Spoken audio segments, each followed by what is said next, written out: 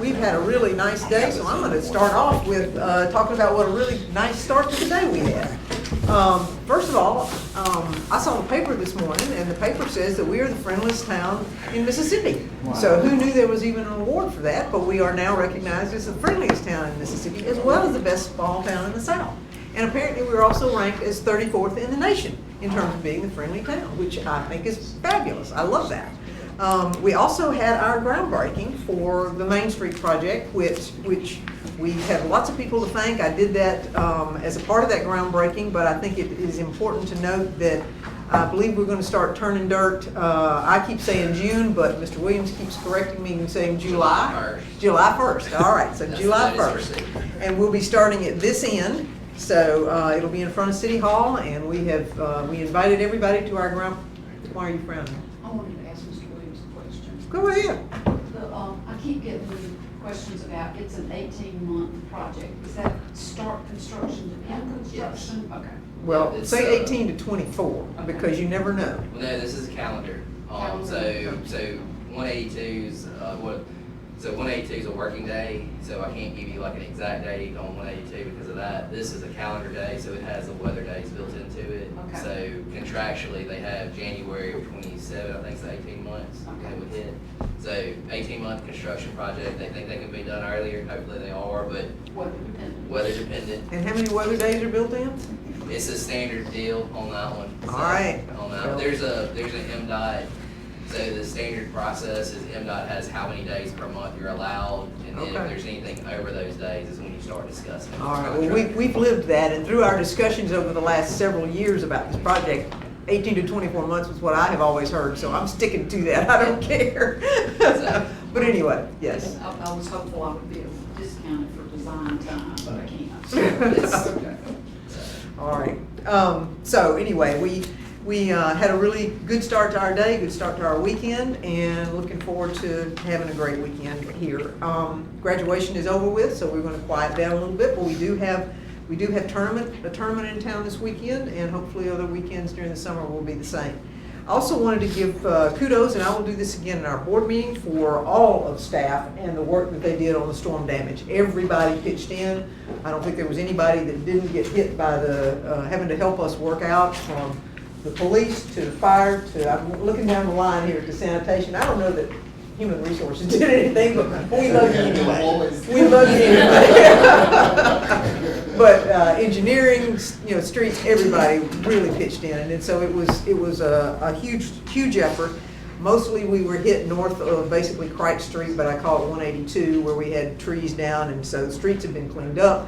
And I've gotten any number of constituents, I think, who have come out and told all of us that, we did a great job getting it all cleaned up. So I want to make sure we acknowledge the staff, because, not any of us are out there doing that hard labor. So I just wanted to say how much we appreciate that. And then Memorial Day will be coming up, and we've got sanitation scheduled, so that will be it's a Monday celebration, so we will have full citywide pickup on the following Tuesday. We'll say that again at the board meeting. So, and also we have absentee voting going on right now, 8 to 5 on Friday. Our 2 Saturdays of 8 to 12 will be the last two. It's not the next. It is the next one. It's not May 24th and May 31st. There we go. May 24th and May 31st. So absentee voting. And Vice Mayor, would you like to pitch in right now and go over the locations? Why not? Sure, Mayor. Thank you. It's my pleasure. First of all, Mayor, I'd like to say we encourage everyone to get out to vote for the upcoming general election, June 3, 2025. Very important election. You have the position of mayor on the ballot, and those in Ward 3 will have an opportunity to make their final decision as to their particular alderman. As to absentee voting, Ward 1, of course, all the absentee voting will take place at City Hall now, but as to the polling places, Ward 1 will vote at the Annex Building of the Starkville Sportsplex on Lynn Lane. Ward 2 will vote at the Sportsplex, the Travis Outlaw Building.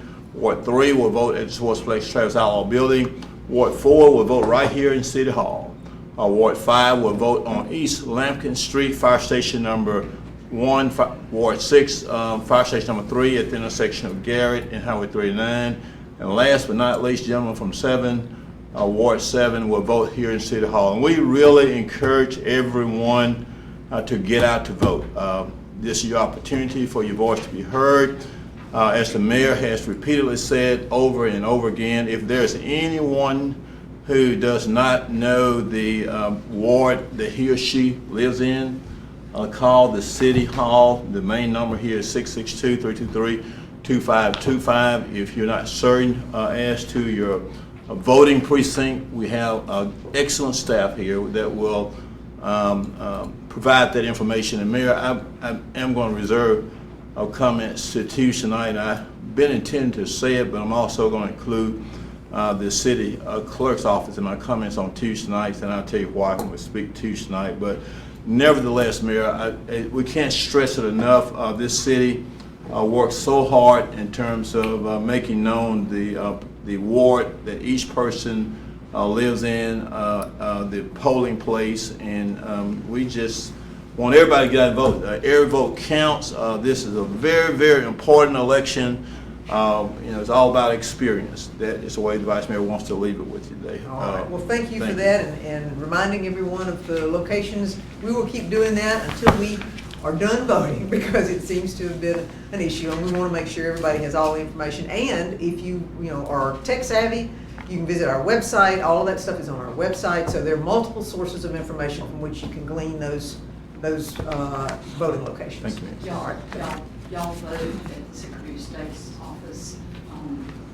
We'll let you be sure that you're a registered voter where you're registered. Okay, outstanding. Lots Thank of you. resources. Absolutely, and we need to make use of all of them. So, all right.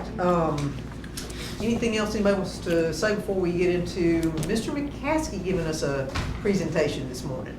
So this is the asset management that we've talked about off and on. This is intended to be very useful for our staff as well as for citizen opportunities for input, right?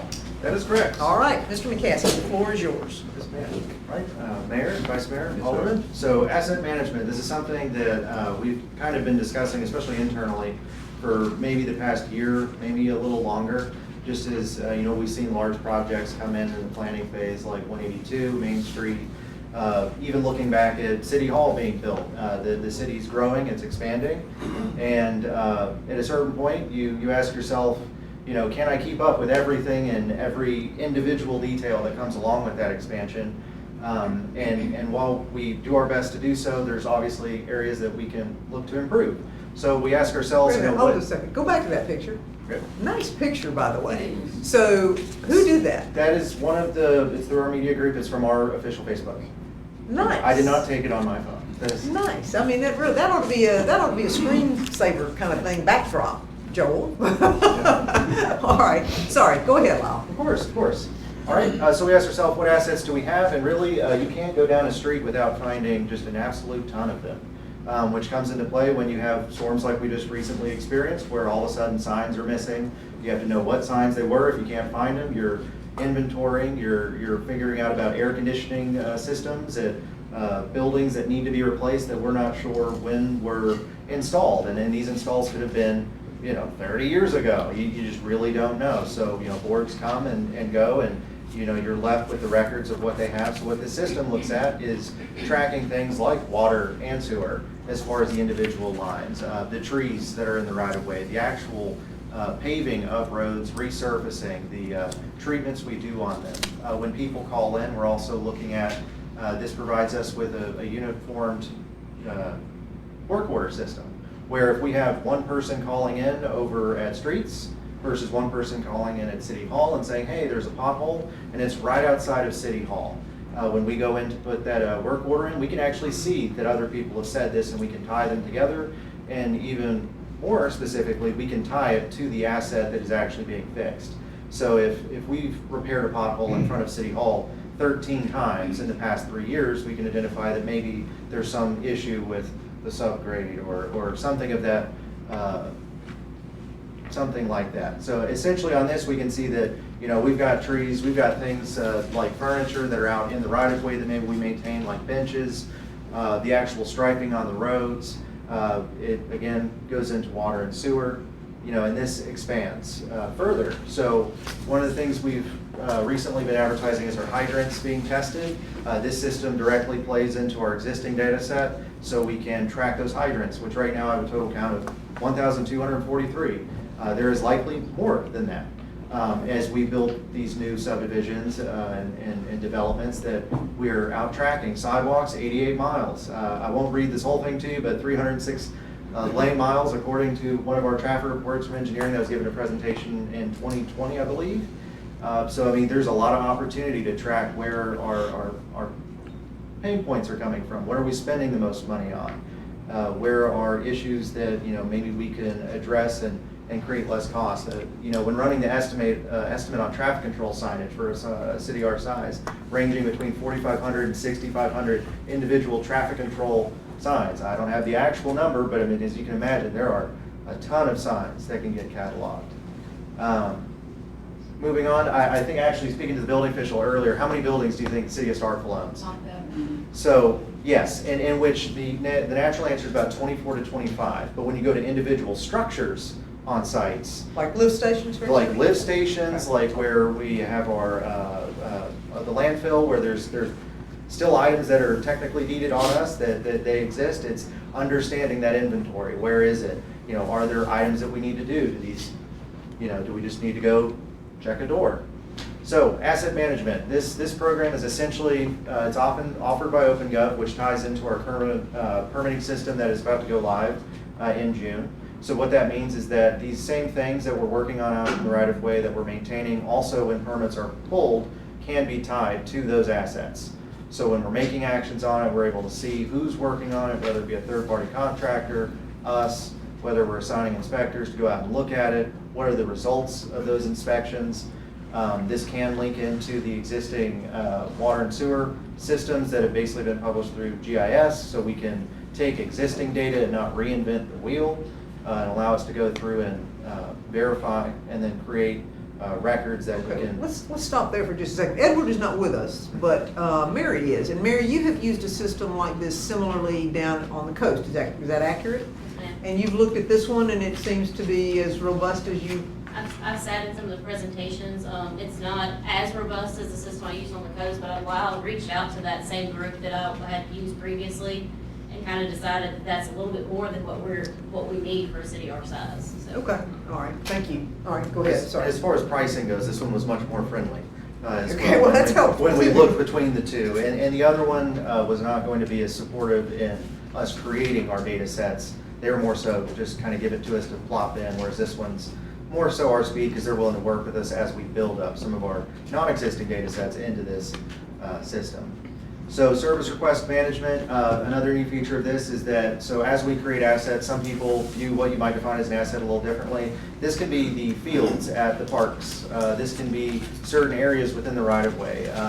Our sanitation and environmental services director, Smiley, can literally highlight certain zones and set tasks for certain workers for certain days that's automated. So, the first Tuesday of this month, unless there's a rain event or something of that nature, they might already get a work listing showing, hey, you need to mow these different zones in these fields, and you can track it. You can track the resources, such as like the mowers, the equipment, the truck, what's going into it, so you're able to see what is the actual cost over time of maintaining certain areas that we take into our right-of-way and into our parks. Again, this is basically going over that same aspect, basically looking at what is it costing you to maintain that area. So this does tie into our existing systems, such as fuel bin for our vehicles when we're tracking, and I believe also we're speaking right now to Enterprise as well about the data sets they have. But the important stuff about us moving into this system is that the data we create is ours, and a lot of it is migrated into GIS, which is an existing data set that we maintain in town. So there is no, if we go to another vendor, that all of a sudden we lose out on all this information. By building it all in here, it is something that no matter what happens, it is our data. It is even still manipulable. We can still manipulate it outside of this system and be able to reference it. So, being able to manage labor crews, it ties into Kronos, our current HR software that can pull pay rates depending on positions. It can tie into external crews, such as maybe the people that were getting a contract for cutting trees within the right-of-way. We can establish what their pay rate is and then the zones they're in, and then actually track what it is we're paying individually for rates that are done there. And of course, you know, when you're plugging in all this stuff, you can't go without saying that there are plenty of reports that can then be done through this system. One of them was they were talking about standard like FEMA reports that you can do for damage that's done in certain areas. So when you're talking about road conditions, of if an area is damaged, if the trucks coming in to do the repairs do damage to that road, it can still be eligible for funding to repave that road under FEMA. Well, yeah, and that FEMA piece of it is really pretty important. As we can see with storm damage, we're keeping track of the things that we're doing associated with that and then providing it to Campanella for that record of what it takes to get to the dollar figure that they then can kick in, so, okay. And of course, the final point, mapping, which is my favorite, is it's great to be able to sit down and see, you know, where is everything, where are our hot spots in town, what are we spending most time, most resources, you know, is there a different way we can go about, you know, tackling some of those issues. And then from that, you know, I think the key point of all of this to address is currently there is no unitary asset management, work order management system for the city. Currently, there's probably at least 3 systems that exist in the city where there might not be communication of all levels where I can log in and see if a work order's been placed. Doesn't mean that every employee needs to be able to see everything, but it does mean that every employee would be able to go in and say, hey, someone's called about an issue and it's in this area, and then a person in that area would then be able to say, okay, well, this is going to be tied to this asset, whether it be a sewer pipe, a storm drain, a culvert, the road itself. It is then a record in the system for the mayor to pull up, for the alderman to pull up, for our city engineer or building official, so we're able to be accountable not only to the public, but also to ourselves about, you know, what responsibilities we have. We can track that. And to me, I mean, we've talked about this for ages now, years now, is data management and being driven by data. That's what we did with our streets, that's what we're doing with our infrastructure, our water, our sewer. So I think this is a huge step in the direction. Now let's go to the hard part.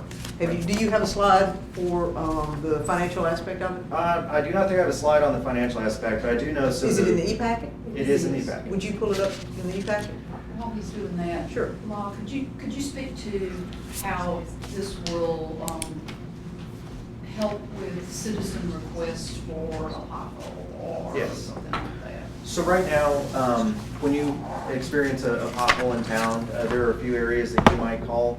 The important thing here is that, you know, we get a lot of calls about a lot of different stuff, and they end up in different departments, and sometimes communicating to the right individual that something needs to be done can be difficult because that one individual might be on vacation, there might be someone else that's subbing in for the role. But what this allows us to do is when someone calls in, we don't get flooded with, you know, a million different individual reports of a pothole. It actually will take, when we put in these locations, the nature of the request, and the caller, it allows us to push them all into one request. So we're able to say, hey, this is an updated version of this request that someone's called in previously 2 days ago, and we're able to add it all into one item. So we're not fielding, you know, 30 different pothole potential problems when realistically it's one pothole problem.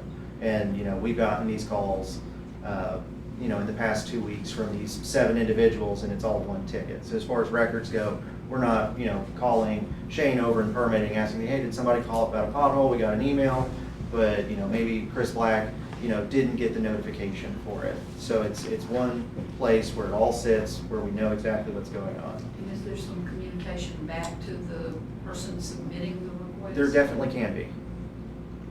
It is robust enough to do that. Yes. Okay, and so let's get into this because I think there's timing is always interesting, and we're in the budget. We're obviously in a budget year, and we've had some things that unexpected expenses, i.e. Garrett Road, for example. But we also find ourselves using a system that is about to have to renew. And if we renew it, then we're double dipping on the other. So I think while Yes. timing may be problematic, I think there may be some ways for us to get this done and still be as effective and efficient, financially speaking, as we can be. I think I've got a little money in a professional services account that I can contribute some to. I think there may be some other locations for some additional finances, and it's not like we're talking, you know, $1 million, you're talking in the 5-digit range, so, you wanna Yes, speak yes. to that? So currently, right now, what we're using is gonna be down here, and it's gonna basically be shared between, it's through Brightly, it's called Asset Essentials, and essentially our streets department and our environmental services and sanitation department use it for, and this is my understanding, for work orders and fleet management, and then to some degree, when people call in for, like, if there's a pothole. When they're spending about $30,000 per year on this. The end price for what we're looking at going to, after we've gone through our professional services phase, when they're doing all of the setup, is about $54,000 a year. And so there is a jump in price there, but what we have to look at is the massive increase in the people using it, the amount of assets that are going into it. So before, where we had sanitation and streets, now we essentially have every single department, even including parks, which is contracted out because those assets are ours, that they were even looking into a solution to decide they'd rather wait to see if we do this one so we can make sure we have everything on the same record. So we're going from just basically doing those work orders for them and just the fleet there to now technically covering every aspect. And just for order of magnitude, that other system that Ms. Williams was, had used previously, and the one that you researched and decided the dollar figure was different, would you like to share how much? Yeah, it was probably at least about another $30,000 or $40,000 more. Yeah, but So the we were setup looking at- was Oh, yes, huge. no, it was probably 200,000 Yeah. at least to get started up. And their setup was a version of, essentially, if we already had everything completed, that they would help us move everything completed. Whereas in our situation, we are building this data set. You know, this is something that we don't just have a finished product to hand them. You know, we're gonna need some assistance in setting up, like new record types. Go ahead. Yeah, but essentially, as y'all noticed, 40,000 is the amount basically to get us through this fiscal year. OpenGov was kind enough to work with us about moving our professional services over into the next fiscal year. That way, it would be more likely able to be obtained, because they've been a terrific partner so far in getting the permitting set up, because I think we're looking at about launching 3 months early, so. Okay. All right, thank you so much. Any questions of Mr. McCaskey while we have him in front of us? Okay, all right. We can move on to the agenda then. We've got 2 sets of minutes, one's work session, one's regular session. Any concerns, any issues? No. Consent for those? All right. And then I've got several announcements. We'll do employee introductions. I think we have, what, 5 of them? Yes, ma'am. Okay. And then there's a lifesaver award that the police chief is going to give. And we have the sanitation Memorial Day pickup again, trying to remind everyone, and then the election. So we'll make all those announcements at that time at the board meeting. Anybody have anything they want highlighted other than? Okay.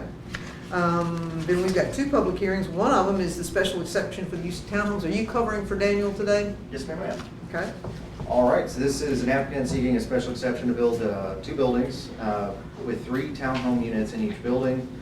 Each unit will be 2 stories with 3 bedrooms. The parking is located in the rear of the property.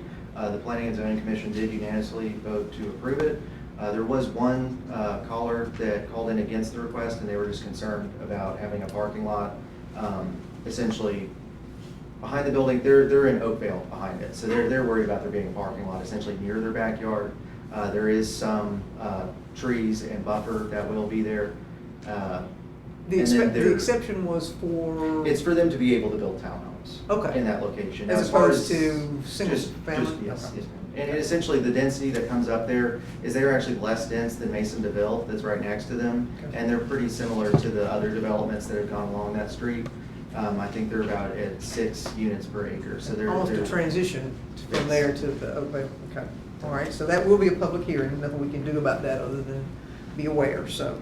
Then we've got our public hearing and consideration for lot mowings, which are going to be, I think that'll be throughout the summer. So given what I'm seeing as I'm driving around, I believe we've got lots of grass growing. So under mayor's business, we've got the liens for 203 Ware Street, or the lien for 203 Ware Street when we were doing mowing and whatever else we were doing. So.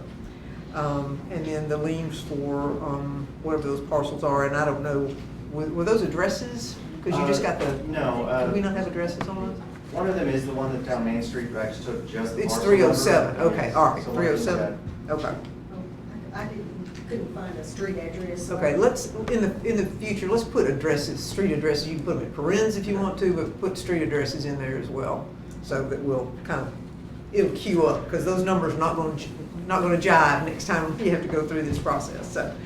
Can we get consent for doing those? These the lanes for we, I'm sorry? these for the demolition of the house on Ware Street. Yes, yes. Consent. All right, consent for those, okay. And then entering agreement with OpenGov, which is what we just saw a presentation on.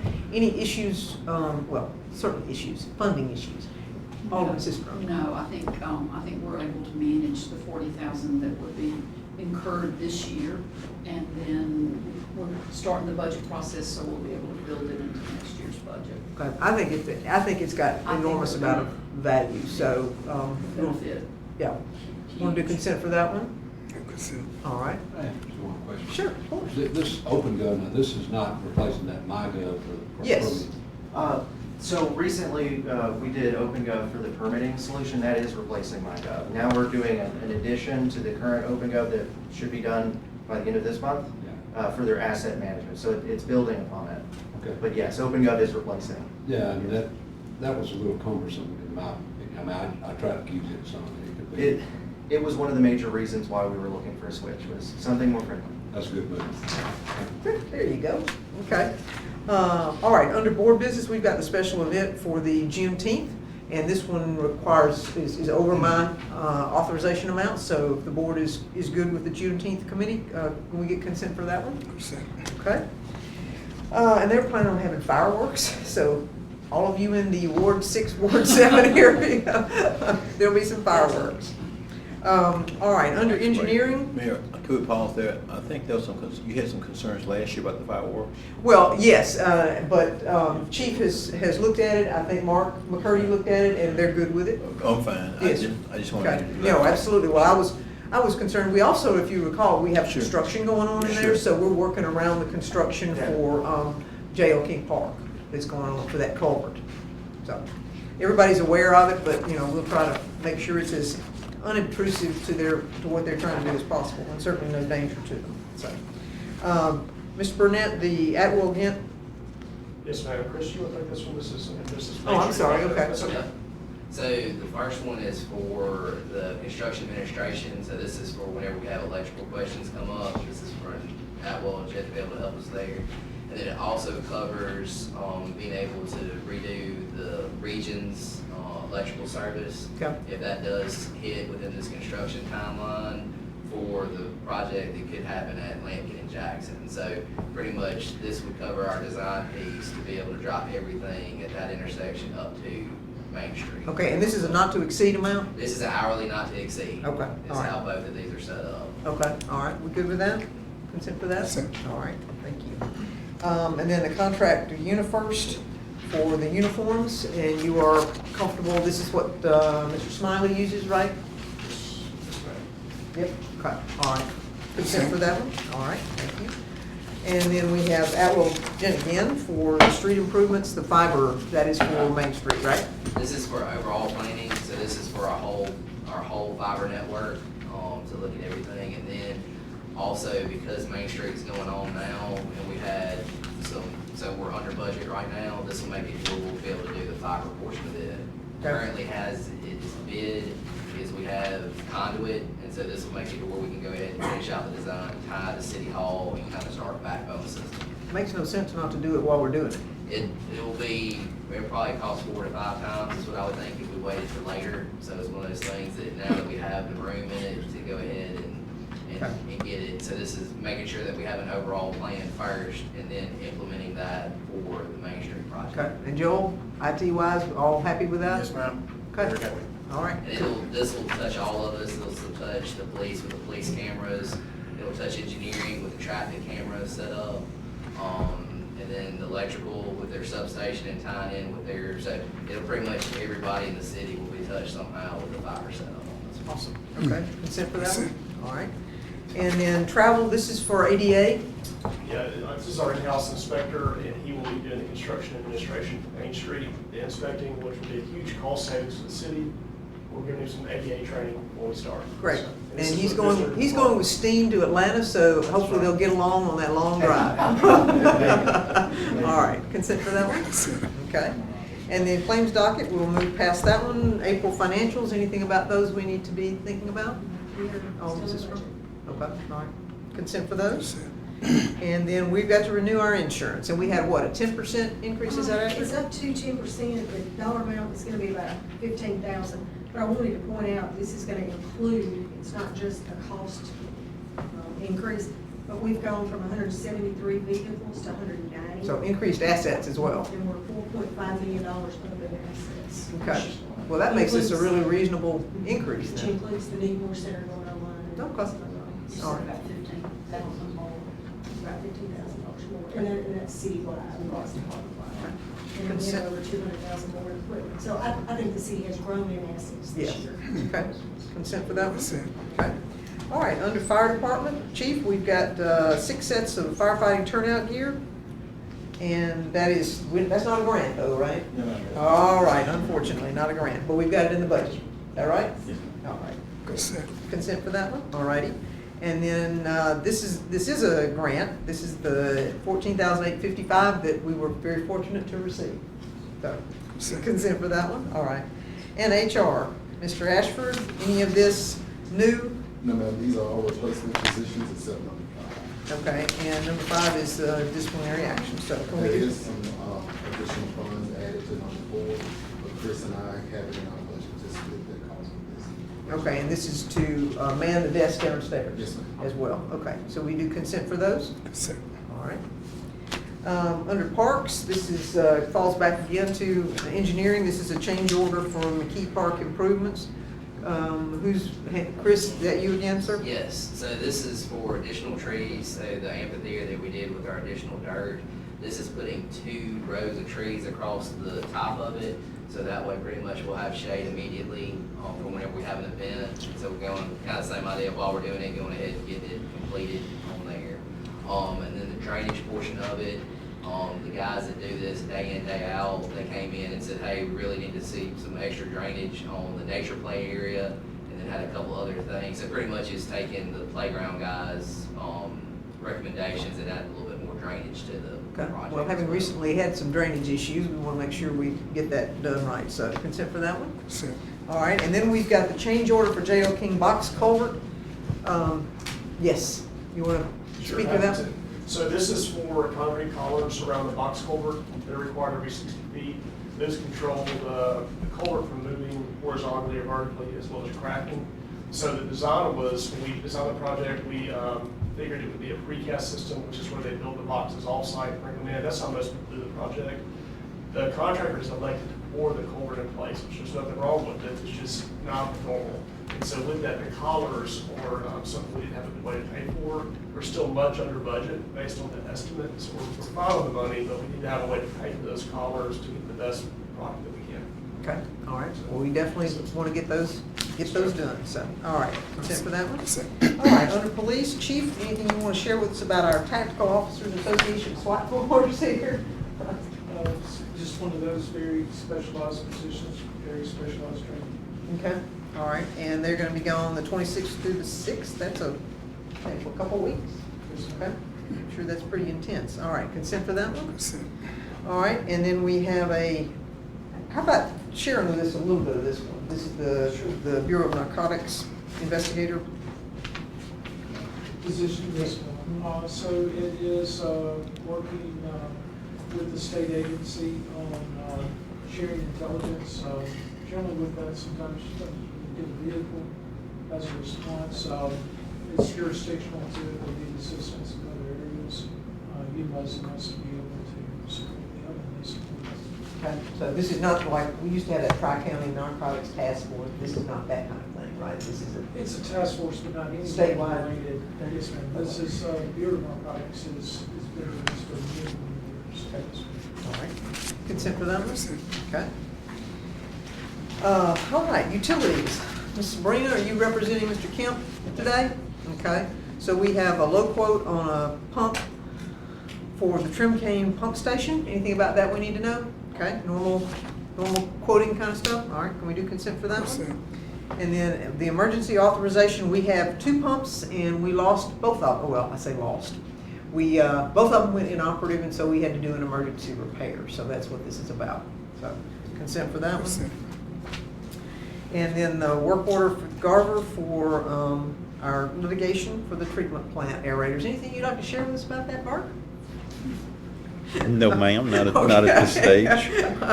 All right. Things happening, Can we but do consent for that nothing one? there. Consent. All right, thank you. And then last but not least, the task order with Neil Schaefer for the Bluefield area water main replacement project. So anything about that one? Just normal? Okay, all right. Thank you. All right, consent for that one? And then we do have a pending litigation for executive session, so. All right. If there's no other business for us, then we'll adjourn. And I hope everyone has a great weekend because we had a lovely start for our Friday leading into our weekend. So thank you, everyone. Appreciate it.